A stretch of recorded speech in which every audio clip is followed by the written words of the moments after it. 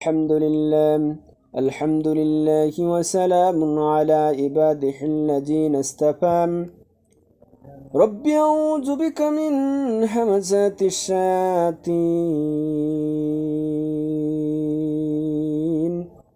وأعوذ بك ربي أن يحضرون পরম করুণাময় অসীম দয়ালু আল্লাহর নামে তোমার প্রতিপালক আদেশ করেছেন, তোমরা তাকে বাদ দিয়ে অন্য কারো দাসত্ব করো না এবং তোমরা তোমাদের পিতামাতার সাথে সদ্র ব্যবহার করো।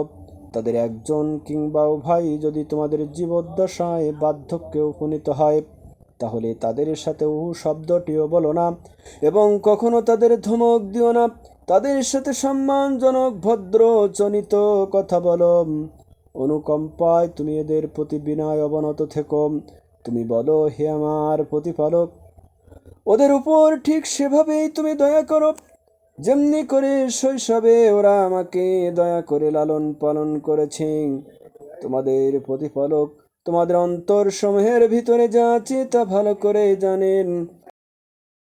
ভালো মানুষ হয়ে যাও, তাহলে আল্লাহ তাআলা তা মাফ করে দেবেন, কেননা যারা তওবা করে তিনি তাদের গুনাহ মাফ করে দেন।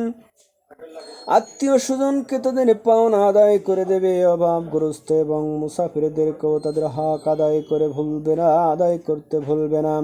কখনো অপব্যয় করো না। অবশ্যই অপব্যয়কারীরা হচ্ছে শয়তানের ভাই, আর শয়তান হচ্ছে তার মালিকের কৃতজ্ঞ।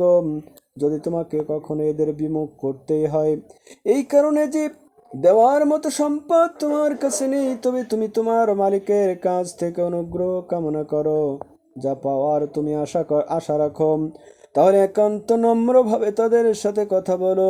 কখনো নিজেদের ব্যয়ের হাতকে নিজেদের গর্দানের সাথে বেঁধে রেখো না, যাতে কার্পণ্য প্রকাশ পায়। আবার তা সম্পূর্ণ খুলেও রেখো না, অন্যথায় বেশি খরচ করার কারণে তুমি নিন্দিত নিঃস্ব হয়ে যাবে। তোমার প্রতিপালক যার জন্য চান তার রিজিক বাড়িয়ে দেন, আবার যাকে চান তাকে কম করে দেন।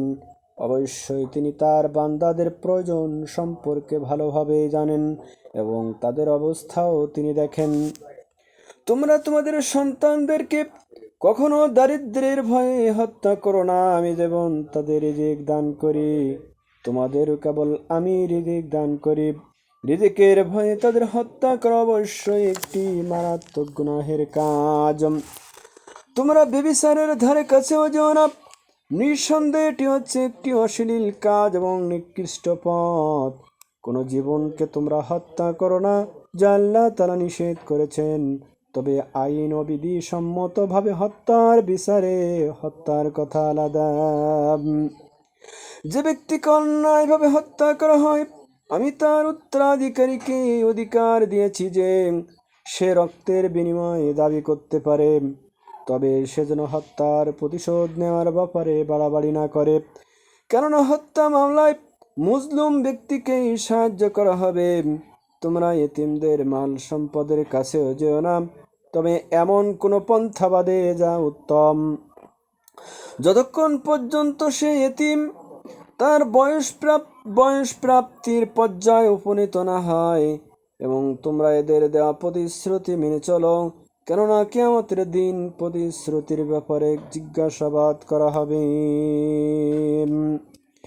পরিমাপ করার সময় মাপ কিন্তু পুরোপুরি করবে, আর ওজন করার জিনিস হলে দাড়িপাল্লায় সোজা করে ধরবে। লেনদেনের ব্যাপারে এটা হচ্ছে উত্তম পন্থা, পরিণামের দিক থেকেও এটাই হচ্ছে উৎকৃষ্ট। যে বিষয়ে তোমার কোনো জ্ঞান নেই, অযথা তার পিছনে পড়ো না, কেননা কিয়ামতের দিন কান, চোখ ও অন্তরকরণ এই সব কয়টির ব্যাপারে জিজ্ঞাসাবাদ করা হবে। আল্লাহর জমিনে তোমরা অহংকার ভরে, দম্ভ ভরে চলাফেরা করো না, কেননা যতই অহংকার করো না কেন, তুমি কখনো এই জমিন বিদীর্ণ করে এর নিচে যেতে পারবে না, আর উচ্চতায় তুমি কখনো পর্বত সমানও হতে পারবে না। হে নবী, এগুলো সবই খারাপ কাজ। এর মন্দ দিকগুলো তোমার মালিকের কাছে একান্ত ঘৃণিত কাজ। তোমার প্রতিপালক ওহির মাধ্যমে তোমাকে যে হিকমা দান করেছেন, এইগুলো হচ্ছে তারই অন্তর্ভুক্ত। তুমি আল্লাহর সাথে অন্য কাউকে আইন ও বিধানদাতা বানাবে না, অন্যথায় তুমি নিন্দিত বঞ্চিত হয়ে জাহান্নামে নিক্ষিপ্ত হবে। এটা কেমন কথা?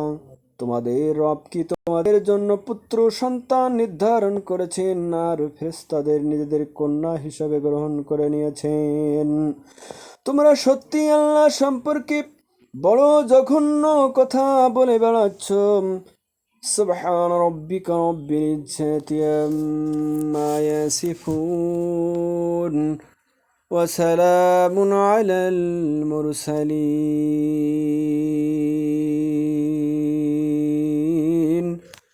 আলহামদুলিল্লাহি রাব্বিল আলামিন।